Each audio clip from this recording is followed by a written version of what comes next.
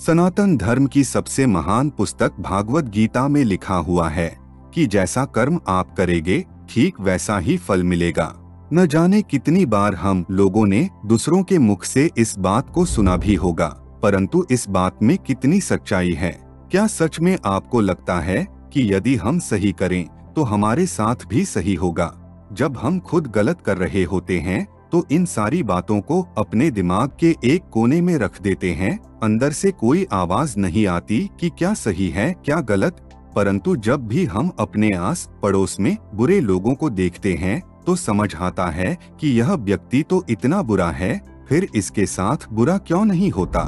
इतना ही नहीं, आपके पास हजारों ऐसे उदाहरण होंगे जिसमें बहुत से लोगों ने जीवन भर गलत कार्य नहीं किया, एक चींटी भी नहीं मारी, फिर भी उस व्यक्ति के साथ अच्छा नहीं होता। उस व्यक्ति के बूढ़े होते ही बच्चे छोड़कर चले जाते हैं तो किसी के पास अपार धन रहते हुए भी वह अपने धनों का सुख नहीं भोग पाता और अकाल मृत्यु हो जाती है। यह सारी चीजें दो बातों की ओर इशारा करती है, या तो भागवत गीता में गलत लिखा हुआ है या फिर हम जिस प्रकार अपने कर्मों को मापते हैं, हमारा मापने का तरीका बिल्कुल अलग है और भगवान का बिल्कुल अलग। आखिर भगवान किस प्रकार कर्मों का लेखा जोखा करते हैं, जानेंगे सब कुछ इस वीडियो में, बस अंत तक बने रहें। यदि आप चैनल पर नए हैं तो सब्सक्राइब जरूर करें। यह वीडियो तो आपके लिए बिल्कुल फ्री है, परंतु इससे हमारी बहुत मदद होती है।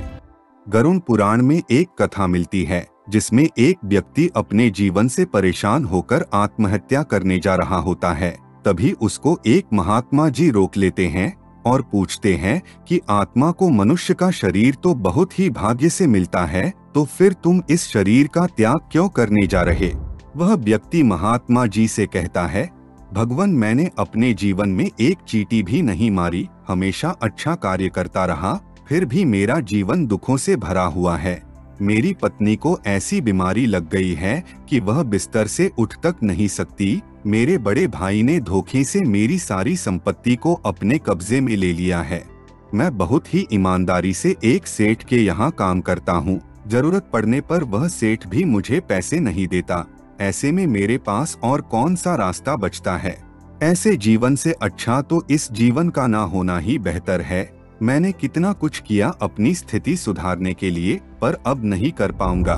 महात्मा जी ने बहुत ही शालीनता से जवाब दिया, बोले, बालक, अगर तुम योग्य बनने के लिए कोई काम करोगे तो कभी भी योग्य नहीं बन पाओगे। अगर तुम योग्य बनने के लिए कोई कर्म लगातार करते रहोगे तो एक समय ऐसा आएगा जब तुम्हारे मन को दूसरे लोगों के कर्म प्रभावित करने लगेंगे और तुम भी अपने भैया की तरह छल कपट करने लगोगे। यदि तुम्हारे घर का कोई सदस्य बीमार है तो वह बीमारी उसके अपने कर्मों की वजह से है, तुम्हारे कर्मों की वजह से नहीं। क्योंकि हो सकता है कि तुम्हारे कर्म अच्छे हो, लेकिन क्या पता तुम्हारे पत्नी के अतीत के कर्म अच्छे न रहे हो, जिसकी वजह से उसको आज झेलना पड़ रहा है।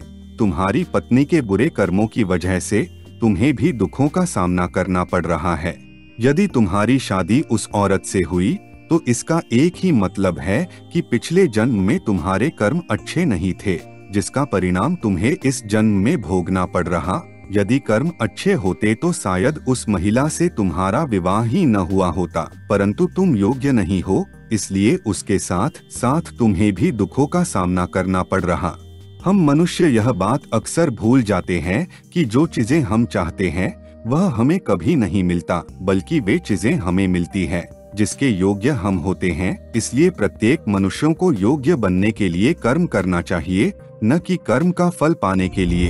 अब सवाल यह उठता है कि आप अपनी योग्यता किस प्रकार बढ़ा सकते हैं ताकि आपके किए गए कर्म आपको ढूंढ सके। तो सबसे पहला उपाय गीता में बताया गया है कि कर्म करके भूलते जाओ। तुम जो भी कर्म कर रहे हो अपनी योग्यता बढ़ाने के लिए, उस कर्म को करने के बाद भूल जाओ। इस बात को दिमाग में रखो ही मत कि उसका फल अवश्य मिलेगा ही।